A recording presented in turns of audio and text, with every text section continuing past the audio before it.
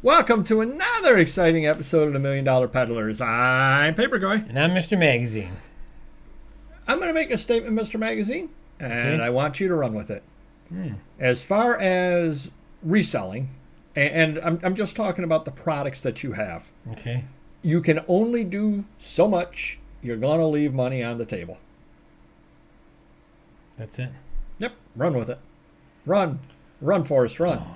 Only so much. Well, I mean, I guess when you're buying in volume or buying as much as we do now and all the connections we have, yeah, we can't conquer the world and take every deal on and try and sell it all as much as we would like to. Well, I'm talking about on the selling ends of things. Oh, when we're reselling, you Yeah. mean. Yeah. So, yeah, I mean, when you have volume, you can't retail it all out. Right. It'll take forever. Even if I have 10 employees or 12 employees and they're all listing, I still have thousands and tens of thousands of items that I paid for sitting on shelves. And we just ramped things up. We got 3 new listers, and we still won't be able to do it all. So you have to do lots. You have to wholesale some type of stuff out, try and get some connections so you have extra income coming in with your dead weight may not be someone else's dead weight. Well, and the reason I bring this up is I was offered the opportunity. Somebody had a bunch of different stuff to sell, and they were sending me pictures. Are you interested in this? Are you interested in this? Are you interested in this? And one of the lots that they sent me was a pile of American Rifleman magazines from the 70s and 60s, maybe back into the 50s. American Rifleman. Yeah. What would your answer be to those from those years, Mr. Magazine? They want to sell them to you, Yes. and that's all they're selling to you. Would you be interested in this box of stuff, this box of stuff? And that was, the box was American Rifleman. Yeah, generally. But they wouldn't be upset if I passed on anything. Yeah, generally when I get emails like that, I go, I appreciate it, but we're not buying those titles at this time. We have a lot of inventory. We're trying to be a little more selective on certain titles. However, if you have American Riflemen from the 30s and 40s, we do buy those, or something like that. I would just say the older stuff we do buy. Someone called it gourmet magazines out there, a gold mine. They're late 70s, 80s, and 90s, which is more common than the 50s and 60s stuff. So I said, if you find any 50s and 60s, I certainly would buy those, but the newer ones I can't at this time. So, you can't say yes to everyone just to make everyone happy. You got to draw the line at some point. Now, if you knew you can flip them, and let's say you just had a lot on a few months ago for 50 of them, and you got $100, you paid 10, and you want to do that again, but it's still a crapshoot. So I talked to this person afterwards. I bought some things from them and talked with them, whatever, a few weeks later, and they said, hey, did you know those American Riflemen actually have some good ads in them?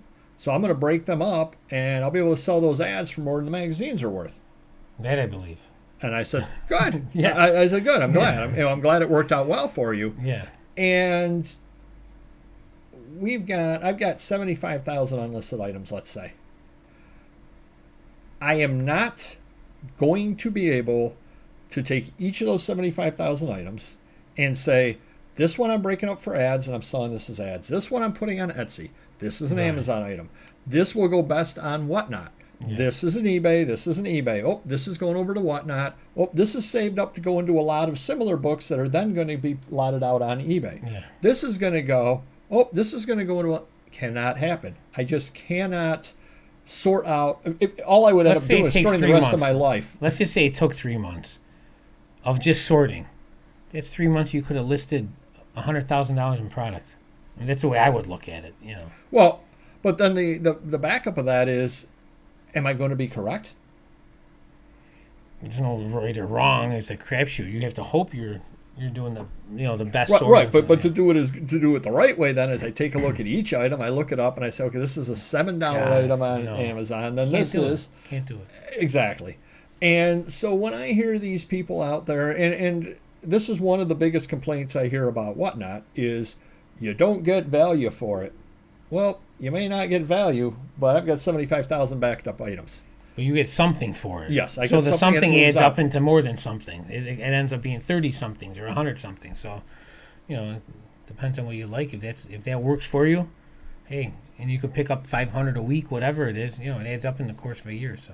Right. Exactly. And maybe I got that $500 in my pocket, and I could have listed it, because most of the people that buy from me are resellers. Let's be honest. Right. Maybe that $500 worth of stuff that I sent out, say 100 items, and I got $500 for them.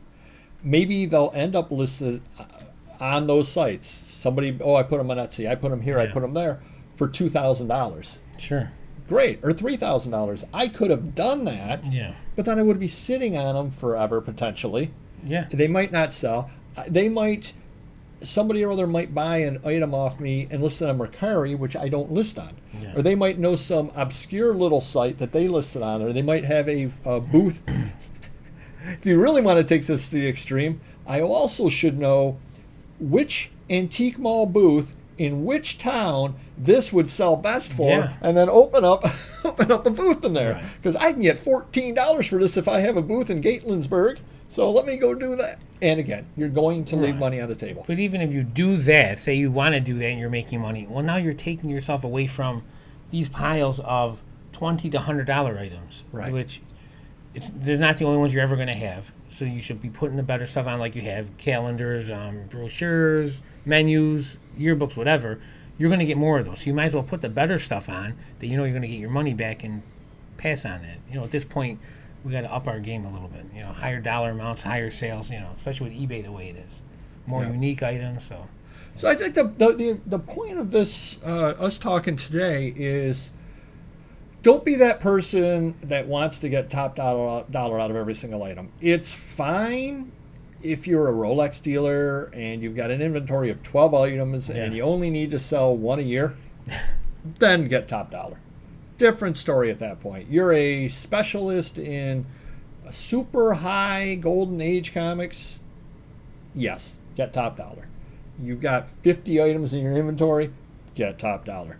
If you're in a situation like us where you've got tens of thousands of items backed up and you pick up 10 to 20,000 items a year, you're going to leave money on the table. Accept it. Don't worry about it. Try to learn from it. Now, obviously, if somebody or other says to you, I can't believe you sold that for $12. I got it and I sold it for $500.